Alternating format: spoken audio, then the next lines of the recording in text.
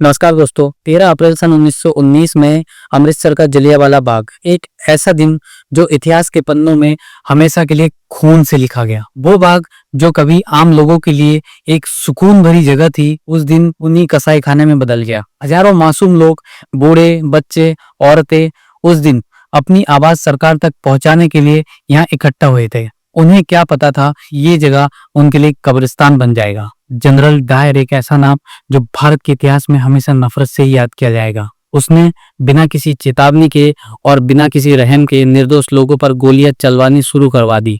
कुछ लोग बचने के लिए इधर उधर भागने लगे तो कुछ लोग अपनों को ढूंढने लगे, लेकिन चारों तरफ से बाग के दरवाजे बंद करवा दिए गए थे। गोलियों की आवाज में चीखें दब गई, जमीन खून से लहूलुहान हो गई।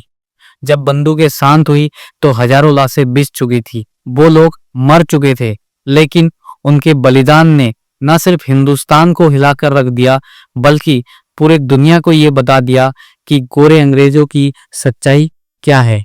इस क्रूरता का बदला लेने की आग हर देशभक्त के दिल में जल उठी, लेकिन एक शख्स था जिसने इसे अपने जीवन का मकसद ही बना लिया। वो शख्स था सरदार उधम सिंह। सालों बाद सरदार उधम सिंह इंग्लैंड जाके उस आदमी को गोली मारी जिसे सारी दुनिया इस नरसंहार का दोषी मानती थी। लेकिन कुछ सवाल जो हर किसी के मन में उठता है इस नरसंहार के बारे में, क्या सही में उधम सिंह ने उसी इंसान को मारा था जिसे सारी दुनिया इस नरसंहार का दोषी मानती थी? क्या जिसे मारा गया था वही असली गुनहगार था या कोई और? आखिर इस हत्याकांड के पीछे क्या वजह थी? आखिर इतने लोग यहाँ पर इकट्ठा क्यों हुए थे? आज की वीडियो में हम जानेंगे उस जलियांवाला बाग के खौफनाक सच को, जो कई किताबों के पन्नों में दबा दिया गया है। ये आजादी जितनी आसान लगती है उतनी थी नहीं, इसे खून से खरीदी गई थी। साल 1919 हिंदुस्तान में आजादी की आग जल रही थी, लेकिन अंग्रेज अपनी पकड़ ढीली करने के बजाय और जुल्म ढा रहे थे। तभी एक नया कानून आया, रोलेट एक्ट। नाम भले ही कानून का था, मगर ये असल में हिंदुस्तानी की आजादी पर ताला लगाने वाला एक हथियार था। ये कानून अंग्रेजों को खुली छूट देता था कि वो बिना किसी मुकदमे के, बिना किसी सबूत के किसी भी भारतीय को गिरफ्तार कर सकते थे। यानी कि ना कोई सुनवाई, ना कोई सफाई, सीधे जेल। जैसे ही ये कानून पास हुआ, पूरे हिंदुस्तान में गुस्से की लहर दौड़ उठी। महात्मा गांधी से लेकर आम जनता तक सब इसके खिलाफ आवाज उठाने लगे। अमृतसर में भी विरोध शुरू हुआ, लेकिन 10 अप्रैल 1919 को अंग्रेजों ने क्रूरता की सारे हदें पार कर दी। इन्होंने सैफुद्दीन किचलू और डॉक्टर सत्यपाल, दो ऐसे नेता जो लोगों को अहिंसात्मक तरीकों से विरोध करने के लिए जागरूक करते थे, उन्हें अचानक अंग्रेजों द्वारा गिरफ्तार कर लिया गया। इस गिरफ्तारी ने लोगों के दिल में सुलग रही चिंगारी को और भड़का दिया। अमृतसर की गलियों में भी आक्रोश फैलने लगा। लोगों ने यह फैसला किया कि 13 अप्रैल 1919 को जलियांवाला बाग में इकट्ठा होकर अंग्रेजों के खिलाफ अपनी आवाज बुलंद करेंगे। ये दिन पंजाब के लिए खास था, क्योंकि ये बैसाखी का दिन था। लोग दूर दूर से अमृतसर में इकट्ठा हुए थे, कोई अपने रिश्तेदारों से मिलने तो कोई मेले का आनंद लेने। उन्हें क्या पता था कि ये उनके जिंदगी का आखिरी दिन साबित होगा। इधर जलियांवाला बाग में सभा की तैयारी चल रहा था, उधर जनरल डायर अपने घिनौने प्लान को अमल में लाने की तैयारी में जुटा था। उसे ये बिल्कुल बर्दाश्त नहीं था कि उसके बनाए कानून के खिलाफ हिंदुस्तानी खड़े हो। उसने पहले ही सोच लिया था कि इस सभा को रोकने के लिए वो किसी भी हद तक जाएगा। उसने 12 अप्रैल 1919 के रात को ही अतिरिक्त सैन्य टुकड़ी बुला लिया था। उसकी सारे बंदूकें तैयार थी। उसके सोच में सिर्फ एक ही चीज था, बेगुनाहों का खून। सुबह का सुनहरा उजाला चारों तरफ फैला हुआ था।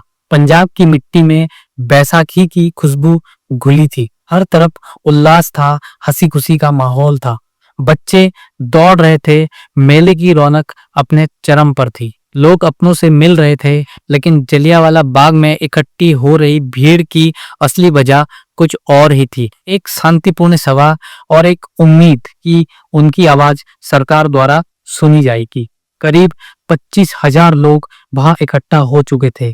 कोई भाषण दे रहा था तो कोई चुपचाप सुन रहा था, और किसी को यह अंदाजा भी नहीं था कि अगले कुछ पलों में ये जगह मौत के कुआं में तब्दील होने वाला है। इधर शहर के कोने से जनरल डायर अपनी खूंखार आंखों से जलियांवाला बाग को देख रहा था। उसने सैनिकों को तैयार किया, बंदूकों को चेक किया और एक ठंडी मुस्कान के साथ कदम बढ़ा दिया। आज हम इन्हें सबक सिखाएंगे, उसने अपने सैनिकों से कहा। वो पूरी तैयारी के साथ निकला था, उसकी सोच में कोई संदेह नहीं था। आज खून बहेगा, बहुत सारा खून। बाग में आने का एक ही सरकरा रास्ता था, जो दोनों तरफ से ऊंची दीवारों से घिरा हुआ था। वही एकमात्र सरकरा रास्ता था जिससे लोग अंदर आए थे। डायर ने आते ही अपने सैनिकों को इशारा किया और उस रास्ते के दरवाजे पर तैनात कर दिया। कोई भी बाहर ना निकल पाए, उसका आदेश था। भीड़ अब तक बेखबर थी, किसी को अंदाजा भी नहीं था कि मौत उनके सिर पर मंडरा रही है। फिर अचानक फायर का एक भयानक आवाज गूंजा और इसके साथ ही गोलियों की फायर शुरू हो गई। बिना चेतावनी, बिना कोई पूर्व सूचना, सीधे कत्लेआम। चारों तरफ सिर्फ चीख पुकार ही मची थी। जमीन खून से लथपथ हो गई थी और आसमान में सिर्फ गोलियों की गूंज सुनाई दे रही थी। जनरल डायर के इशारों पर जवानों ने बिना रुके गोलियां बरसाना शुरू कर दी। सिर्फ 10 मिनट, लेकिन उस 10 मिनट में हजारों जिंदगी छीन ली थी। 1650 राउंड की फायरिंग बिना एक सेकंड के देरी के। डायर के सैनिकों के आंखों में दया का नामो निशान नहीं था। बंदूकें तब तक बरसती रही जब तक उसमें आखिरी गोली नहीं बची थी। चारों तरफ भगदड़ मची हुई थी, लोग इधर उधर भाग रहे थे, लेकिन जाने का कोई रास्ता नहीं था। कुछ माओ ने अपने बच्चों को गोद में उठा लिया। शायद वो ये सोच रही थी कि मासूम बच्चों को देखकर सैनिकों का दिल पिघल जाएगा, लेकिन बंदूकें बरसना नहीं रुकी। कुछ बूढ़े कांपते पैरों से दीवार पार करने की कोशिश करने लगे, लेकिन तभी गोलियां उनके जिस्म चीर गई। कुछ नौजवानों ने आखिरी कोशिश में कुएं की तरफ दौड़ लगाई। अगर बाहर नहीं भाग सकते तो शायद कुएं में कूदकर जान बच जाए, लेकिन मौत ने वहां भी रास्ता रोक रखा था। लोग एक के बाद एक कुएं में कूदने लगे, कुछ जिंदा तो कुछ मर चुके थे। देखते ही देखते वो कुआं लाशों से भर गया।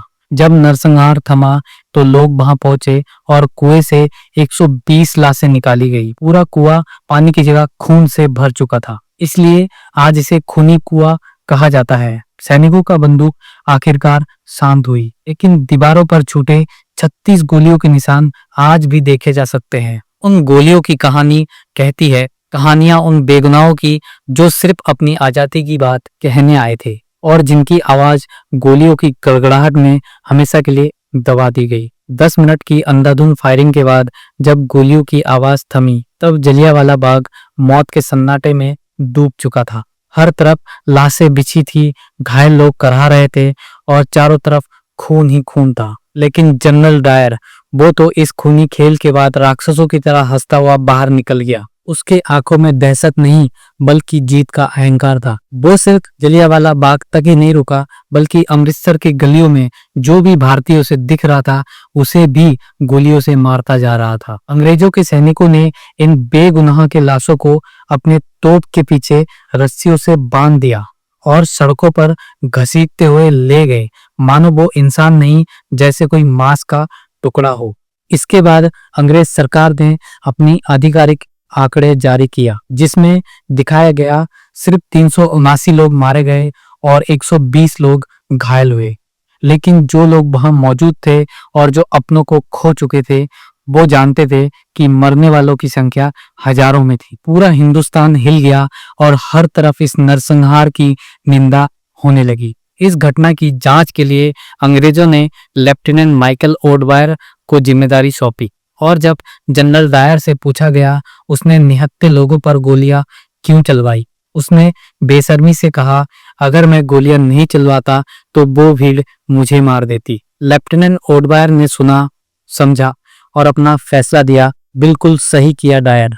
और इस तरह हजारों का हत्यारा बिना किसी सजा के खुलेआम घूमता रहा। लेकिन ये कहानी यहीं खत्म नहीं हुई। इस खूनी खेल का एक और ऐसा अंत होने वाला था जिसे अंग्रेजों ने सोचा भी नहीं था। जलियांवाला बाग का वो शाम जिसमें हजारों निहत्थे बेगुनाहों को गोलियों से भून दिया गया था। इस हत्याकांड के दौरान सरदार उधम सिंह जलियांवाला बाग में ही मौजूद थे। ये उनकी खुशकिस्मती थी कि इतनी गोलियां चलने के बावजूद भी वो बच गए थे, लेकिन उन्होंने कसम खाई थी कि वो इस हत्याकांड का बदला जरूर लेंगे। उस रात जब जलियांवाला बाग में सिर्फ सिसकियां ही गूंज रही थी, जब चारों ओर सिर्फ खून से सनी लाशें पड़ी थी, जब उन लाशों के बीच बिलखते बच्चे अपनी मरी हुई माओ को हिलाने की नाकाम कोशिश कर रहे थे, तभी सरदार उधम सिंह ने अपनी मुट्ठी भींच ली थी।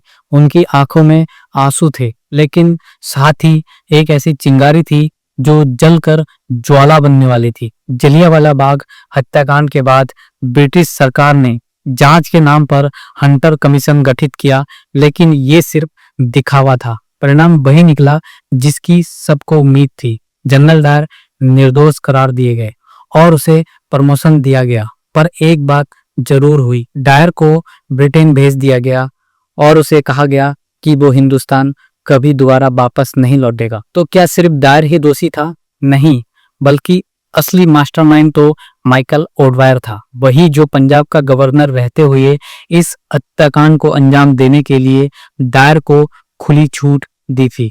सरदार उधम सिंह को यह समझने में देर नहीं लगी कि अगर किसी से बदला लेना है तो वो असली निशाना माइकल ओडवायर होना चाहिए। बदले की आंख के लिए सरदार उधम सिंह ने भारत छोड़ दिया, लेकिन यहाँ सिर्फ एक देश छोड़ने की बात नहीं थी, बल्कि अपना मिशन पूरा करने के लिए सही वक्त का इंतजार था। वो सबसे पहले अफ्रीका गए, फिर अमेरिका, फिर यूरोप। कई सालों तक उन्होंने अलग अलग नामों से खुद को छुपा के रखा। इस बीच उन्होंने क्रांतिकारी गतिविधियों से जुड़े कई लोगों से मुलाकात की, भगत सिंह से लेकर सुखदेव और राजगुरु तक। इन सब से उनका गहरा रिश्ता था। गरीब घर में जन्मे उधम सिंह के लिए इतना बड़ा बदला लेना सिर्फ जोश का खेल नहीं था, बल्कि एक मिशन था, एक ऐसा मिशन जिसमें हर कदम संभल कर रखना था। मिशन लंदन की तैयारी।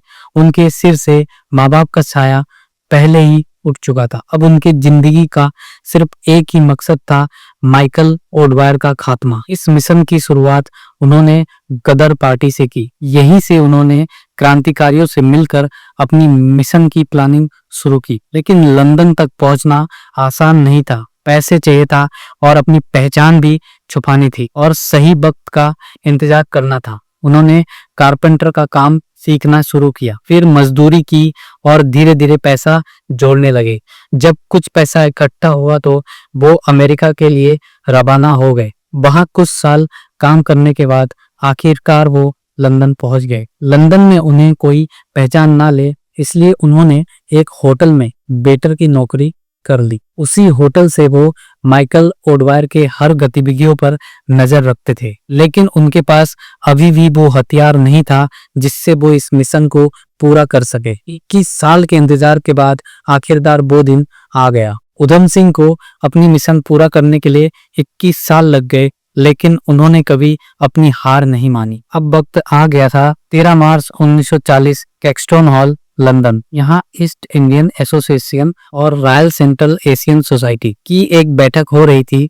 इसमें ब्रिटिश सरकार के कई बड़े अधिकारी मौजूद थे और सबसे अहम नाम माइकल ओडवायर भी मौजूद था। उधम सिंह ने अपने पिस्तौल को एक किताब के पेजों को बंदूक के सेट में काटकर उस किताब के अंदर छुपा लिया था और पंक्ति में सबसे आगे बैठ गए। पंक्ति में सबसे आगे बैठकर उधम सिंह माइकल के आने का इंतजार कर रहे थे। जैसे ही माइकल ओडवायर स्टेज पर आया, उधम सिंह ने अपने बंदूक की 3 गोलियां उसके सीने में दाग दी और वो वहां से भागे नहीं, बल्कि वहीं खड़े रहे और उन्होंने कहा कि 21 साल के बाद जलियांवाला बाग के हत्याकांड का बदला ले लिया और उन्होंने गिरफ्तारी दे दी। कोर्ट पर जब उन पर मुकदमा चलाया गया तो पहले जज ने उनसे उनका नाम पूछा। उन्होंने अपना नाम राम मोहम्मद सिंह आजाद बताए। फिर उनसे पूछा गया, तुमने माइकल ओडवायर को क्यों मारा? उन्होंने मुस्कुराते हुए जवाब दिया, ये बदला नहीं था, इंसाफ था। उसने हजारों बेगुनाहों को मारा था, मैंने सिर्फ एक।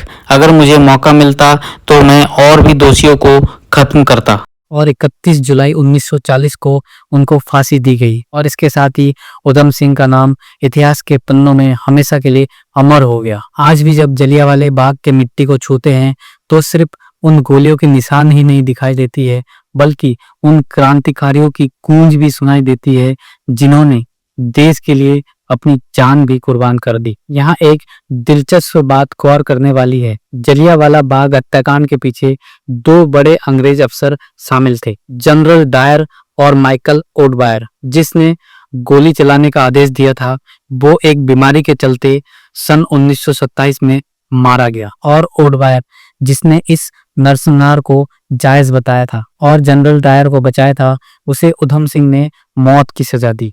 जो भी इस हत्याकांड में शामिल था उसके किस्मत में एक ना एक दिन मौत लिखा ही था। आज भी जब हम इस खुली हवा में सांस लेते हैं तो हमें ये नहीं बोलना चाहिए कि इसके पीछे हजारों शहीदों का बलिदान है। ये आजादी हमें उपहार में नहीं मिली थी, बल्कि हमने इसे खून बहाकर हासिल किया है।